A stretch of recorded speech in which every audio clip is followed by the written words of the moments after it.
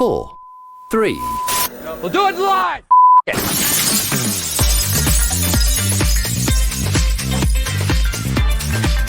Now we're live! Aaron Kennedy. The general craziness of it, the impact on your life. We have gone through so many stories and we said, you know what? This should not be kept to the two of us. Hey, Megan. Hi. Hi. How are you? Life is crazy. I Things know. are crazy. I know. But at least it's starting to get warmer. It actually feels like spring, you know? Like all that. No, I don't know. I don't know. You shut your mouth. Yeah. Okay, listen here. I didn't make you move to Minnesota, girl. I know. We had a big storm on Saturday. I woke up and I was like, I'm not shoveling. A snow. not doing Oh, it. I'm another done. snow. It's like 12 inches of snow. Yes. It's a Yeah. gut punch. My soul, I am emotionally crippled. Yes. Moody. We all have fuses that are this long in my house right now. I saw actually a funny post yesterday where it showed a person like out in the sunshine like this, like just enjoying life, you know, and it said, turns out I didn't have any kind of anxiety or depression. I just needed some sunshine. I was like, yeah, that's sort of how it feels, you know? So I feel your all right. pain. So hey, let's get on today because I'm excited about this. Yeah, me too. Thank you to everybody who is watching. And again, please like and subscribe. It was about 4 weeks ago that you, Marissa, and I chatted after a reporter at Spectrum 13 News in Orlando was shot and killed on the scene after he was covering a homicide. And we talked about, you know, dangers that reporters face in the field. And we also kind of touched on our lack of training as reporters in the field. Yeah. And Just go. shortly after it happened, I reached out to an industry professional who actually does a lot of journalist safety trainings because I had so many questions and I'm so excited because he's our guest today. Just to give you a little background, he is a former first responder, paramedic, and now executive director of International Media Support Group, does a lot of trainings for journalists, including our old and good friends on CBS. Chris Post, thank you for being with us. Chris. Hi, good morning. It's great to be here. Morning. Yeah, it's good to see you. And he was, Megan, we were talking a second offline. He is so busy. So Chris, again, thank you for making time in your busy schedule for us. We appreciate it. It's great to be here. And you know, and it's well past the point where we start talking about safety in journalism and breaking down and looking at what we can do to make this occupation safer. Yeah. So let's start there then, Chris. When did somebody tap you on the shoulder and say, hey, there's a need for this? Can you start giving us your insights? Well, so I think it wasn't necessarily somebody tapping and saying, hey, you know, we need this. This safety in journalism, specifically providing safety education for field crews, well, actually, I shouldn't say that, not just for field crews, but for field personnel, for people that are in decision-making authority, assignment editors. This has been kind of the standard for news organizations that would send crews internationally for years. It's like the first Gulf War. So let's say circa 1990-ish, somewhere in there.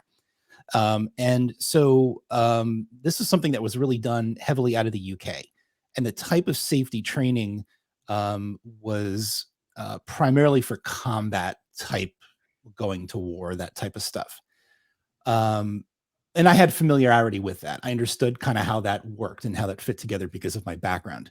But what I quickly found, and Aaron, you're absolutely right. I worked for a very long time as a firefighter, paramedic. I worked in EMS in the fire industry.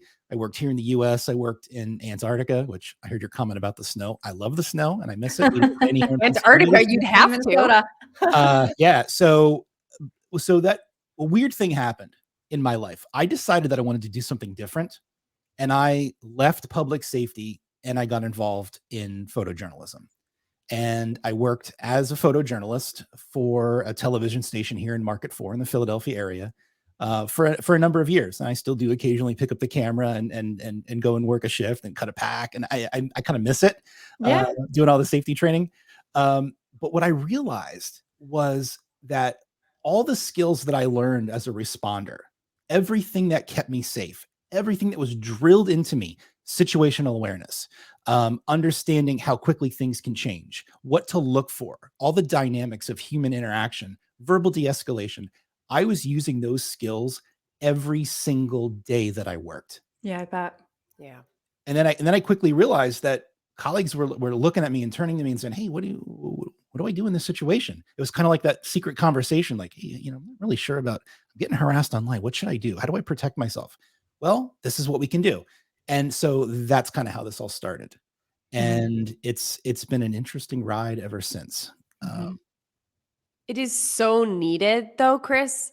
Obviously, especially in the way the political climate is right now, in the way journalists are viewed right now, just in how the world is going at the moment. So, I mean, how long have you been doing this? And then how much more need is there for what you're doing now than there was even 5 years ago? Yeah, so I started, I want to say the first official safety training was in about 2016. That we first started offering safety courses. And that was originally circled around the idea of international work. So, I kind of created, again, because if you remember, this all started kind of first Gulf War. We're going to send news crews off to go cover armed conflict. And we were going to send basically crews to embed with the military. We had to give them some sort of training. And that's kind of what we were doing early on with this here in the US. I quickly realized that solution did not fit for domestic news gathering. That didn't work. Our crews don't need to learn about landmines and border crossings or being kidnapped. What they need to learn is about civil unrest. What they need to learn is about verbal de-escalation. They need to learn about skills that a domestic journalist is going to use literally every single day. And so that's kind of how that started. Working in the industry and understanding what the background was like and seeing sort of the hostilities that were occurring. Yeah. So, Chris, what would be the top 5 risks that a modern journalist faces in the field today? Well, I think it depends. So I think there's a geographic component. There's a regional component to this. There's also and with that regional component, I think we would be, if I didn't mention the gender and identity-based violence that occurs with those regional pockets of crime. So, for example, San Francisco, the San Francisco area is huge for not necessarily somebody coming up and trying to mess up your live shot, but somebody come up and robbing you of your equipment. So there's a huge problem in the San Francisco area with news crews getting robbed at gunpoint.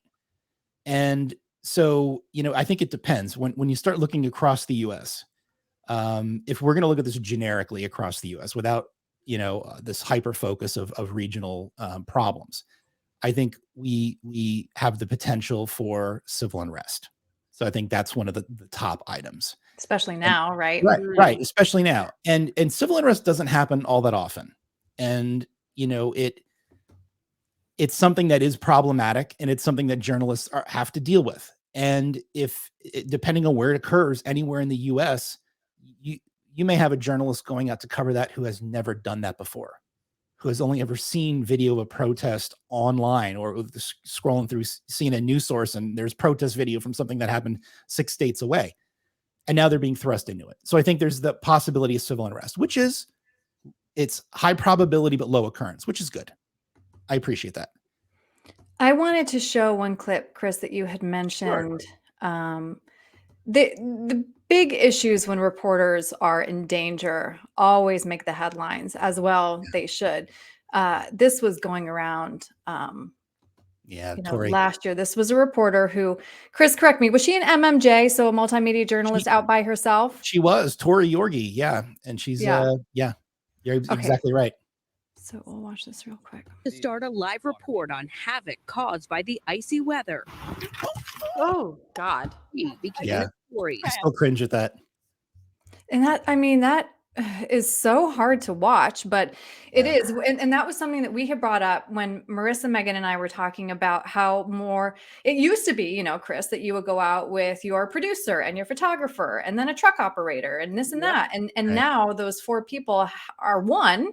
And so there's nobody watching her back. And of course they want a live shot on an icy road. Right. Right. And it was interesting too. I got a chance to meet after that happened. I made a video kind of talking about live shot safety and about positioning and using vehicles for blocking and things like that. Mm. But it was a couple months after that occurred. I actually met Tori covering a watch party for a candidate here in Pennsylvania. And I kind of geeked out for a little bit, like, oh my God, there's Tori. And so I went over and I talked to her and introduced You're myself. famous, not for a Yeah, good yeah, yeah. reason. I mean, look, she was on Ellen. I mean, Was that's she pretty cool. really? She was on Ellen. Yeah. Look, if you get hit by a car doing a live shot, That's gonna happen. yeah, You get to go on Ellen. you Yes, deserve to dance fair. with Ellen on. Now, don't do it on purpose. Anyone out there listening? Yeah. Right. Go on, Ellen. So, but I had a chance to talk to Tori about it, and she kind of gave me some of the backstory, and it was really quite interesting. And yeah, MMJs are being asked to do a lot of things, and they're juggling the job, but also trying to manage the safety. Mm-hmm. And that's tough. Mm-hmm. And you're absolutely right. When there's more sets of eyes, there's people to look out for what's happening. Tori did tell me that she was quite a bit off the road and the person was trying to drive around a barricade, and that's kind of how she got hit. So it's not like she was standing like right on the side of the road. She was in what she thought was in a safe distance. But yeah, I mean, these crazy things happen, and it's no different than somebody surprising you and crashing your live shot, coming up behind you and screaming or saying something inappropriate. In this case, it was a vehicle. How much of your training though is empowering reporters and field crews to say no A to lot. the bosses? A lot of it is. Yeah, but you understand that tension of how hard it is for Yes, reporters and I do. field crews to say Especially no. younger, if you are an MMJ Yeah. in that sort of environment. Yeah. Yeah. No, and you're absolutely right. And it is. It's a conversation. So when I do my trainings, if I'm doing domestic training for an organization, and actually I have somebody who reached out to me a couple days ago about doing training for a bureau that has a couple of locations around the New Jersey, Connecticut area. And they asked me to say, hey, can you come in and do the safety training for us? I said, sure. They specifically asked for training with the supervisors and with managers. And almost all of them do that. And I not only do I talk about this, like when to say, whoa, this is not safe. When to say this is not going to work and we got to figure out something else. You can still tell the story, right? We can still tell the story. We can still do a great job. We can still do a cool looking live shot, but we got to figure out a way to mitigate it so it's safe. Yeah. And that is a discussion that I have with the journalists. That's a discussion that I have with the MMJs.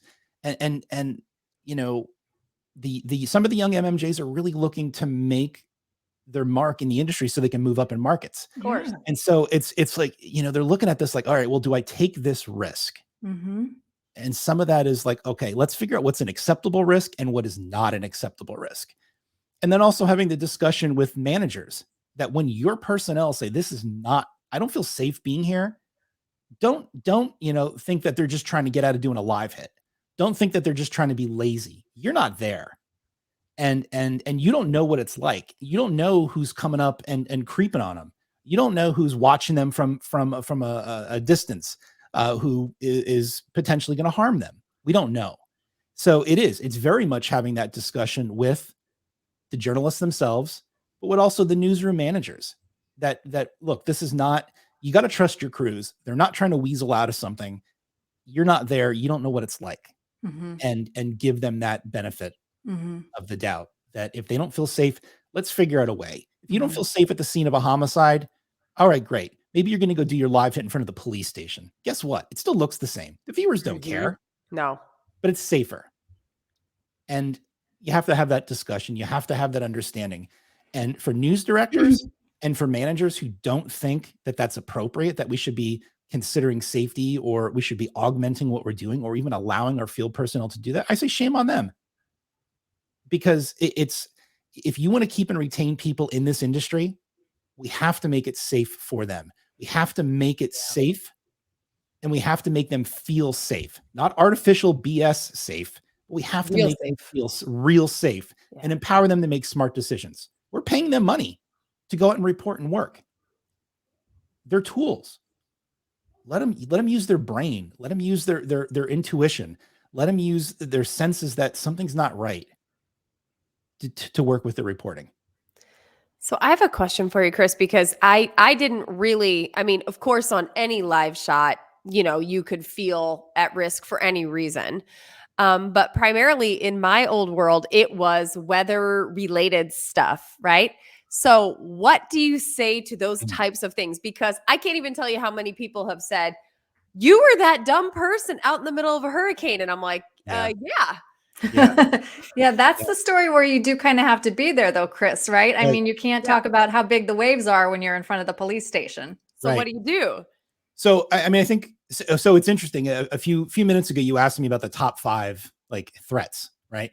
Well, I mentioned civil unrest, but the highest risk is extreme weather in the US, right? So, and that's based on frequency of occurrence. That's based on a loss of value of dollars lost every year.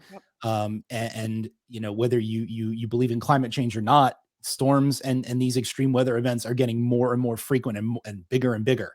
So I think covering natural disasters, extreme weather of any sort, that provides a unique opportunity. It provides an opportunity for those that have done it before to bring somebody new, because it does happen so frequently, right? So to take that seasoned person to bring the new crew along and help them understand how to do it and do it safe. And it does depend. It depends on what the situation is. Are we covering a hurricane? Are we covering a wildfire out in California? And understanding first of all, what you're allowed to do, and kind of having an understanding of what rules of engagement will be, what is expected by your news organization. You mentioned hurricanes. I've had the unique opportunity of doing hurricanes both as a photog, but also as a member of a FEMA urban search and rescue team, right? So kind of wearing 2 different hats going to hurricanes. And I think a lot of my approach towards covering something like a hurricane comes from that responder background. If I'm there doing TV, I'm looking for a hardened place where I can set up. Maybe it's a parking garage or something like that I can go up into a 2nd or 3rd floor. I can get a long shot. I can do all sorts of cool stuff, but it's safe. And so I think about that. But that's that responder mentality jumping back. But those are the types of things that I talk about with students. How do you make these smart decisions and not be reactive, but be proactive? Yes. We know the hurricane's coming. They don't just mysteriously pop up, right? And well, at least not yet. Fingers crossed. Oh boy. But who knows where we're headed? But making smart decisions. We know the hurricane's coming. It's days away. Yeah. What are we going to do? How can we plan this out? Let's think about this. Let's look at this. Let's think strategic about this. What do we want? What do we need? And how can we do it, but do it safely? I teach the students this thing called PEAT, and it stands for People, Environment, Task, and Equipment. It's a way to do a rapid needs assessment when these things pop up. And it's something that if we sat down right now and there was just an advisory put out that it looks like there's going to be a hurricane hitting the Carolinas Wednesday of next week, we could all sit down, throw up on a whiteboard, people, environment, task, equipment. All right, what are we dealing with? And what can we use through that assessment of PEAT to find a way to mitigate it, to make it safer for us? Yes. Maybe that's getting waders or boots or something like that. Maybe it's getting some personal flotation devices. Maybe it's renting an extra live view or DeGero or TV, whatever flavor of the month we're using for a transmitter. Whatever it is, extra supplies. We're going to mitigate it to make it safer. No matter what I teach the students, I'm never going to make it so it's injury or accident free. But what we can do with a little bit of preparation, a little bit of education, and I don't like using training. I don't like using the word training, safety training. This is education. We're educating humans. We're not training dogs, right? We're trying to teach people to make smart decisions so they can do a better job reporting. I won't make it injury free or accident free, but we can reduce the chances of it happening. And if it does, we can reduce the severity if it would occur, and they know what to do to deal with the situation if they get a flat tire covering a hurricane. Right. That preparation is key. And Chris, I feel like I'm such a pessimist. I feel like reporters are much less safe in the field now than they were 5 or 10 years ago. And I think that lack of resources is one of 2 reasons why. First of all, I've never received extensive safety training. There was, 1 day of training that I had that was maybe an hour long, which was always have a point that you will run to and maybe hide in a doorway kind of a thing. But Yeah, As far as proactive planning and even in regards to safety, there wasn't a lot. you're right. And some of what you talk about is that corporate compliance safety. And that Yeah. doesn't cut it. Checking a box. Yeah, and that doesn't cut it. Like, okay, here, this is the fire extinguisher. This is where it's located. This is what you should do if there's a fire. Some of that is the corporate compliance nonsense. And it happens everywhere, and not just in our industry, in every industry, right? That kind of stuff happens. And you're right. The rules have changed. The conditions that journalists are working in have changed. The political climate has changed. A good percentage of citizens in the US believe that the news, the media, is the enemy of the people. Yeah. It's been weaponized against journalists, whether they're from and these individuals don't care. They don't know that whether it's local news from a mom and pop, or some sort of O&O station at a small market or a network, they don't care. And the situation that we find ourselves in is troubling, because we're missing preparing our personnel to deal with these situations and providing education. And we can't just look at this as the corporate compliance, tick the box. This is what you're going to do. You're going to go watch a video online or attend a seminar, or somebody's going to come in and show you, where the fire extinguisher is or what you should do. And don't put your live truck up under wires. Right. Yeah. I mean, well, who's using live trucks anymore? I mean, Right. I'm dating myself now. Which is ironic, because that stuff is still kind of talked about. It's like, all right, when was the last time? Like, I don't even know if we've ever run the generator on the live truck in the last year. Does it even work anymore? But that's the thing. Our industry, there's organizations like RTDNA, SPJ, NPPA, NABJ, NAHJ, that there's groups that, and I'm involved with a lot of them, and I'm on their safety committees. And I founded the safety committee for the National Press Photographers Association. And, working with those organizations and trying to get some ground truth about what has happened, using those statistics kind of very loosely, trying to figure out what the next steps are. What do we do? How do we prepare for this? And my belief is that, we have to start discussing safety and education with our colleagues, and we have to prepare. We have to have these workshops. We have to be able to offer this type of stuff in, the very basic entry level. Hey, you're a new employee. We're going to send you to safety training within the next 6 months, and we're going to commit to doing that. Well, because I think, and something that I saw just during the course of my career was, if you're in a smaller market, you are doing so many things by yourself. The more you move up the food chain, the better things get. And that includes safety, but it shouldn't be that way, because these people are all out doing really essentially the same work. But I can see and remember a time, like, for example, I've worked at the network level on covering hurricanes. There was someone there whose job it was to keep the crews safe, to make sure everyone was fed, to vet the safety. And that, I never felt better than when his name was Hoppy. And when Hoppy was there, I was like, oh, we're good. Hoppy's got us. I don't have to worry about anything. Right. Fast forward, working in New York City, I remember distinctly, there used to be a 2-man crew anytime it was dark, whether it was in the morning or whether it was at night. During the day, you could go with a 1-man crew. Well, at some point, budget cuts meant that there was just a 1-man crew always. Right. And then if you go down the food chain, you've got all the way down to the MMJs. But those are the people who probably need this sort of training the most. And there are probably fewer resources available to them just in general. You're right. And you're absolutely correct. The higher up the food chain you go, and look, it may even be written into contracts for higher level network correspondence that they will get security. They will have this, they will have that. It's required. It's in their contract. And that's great.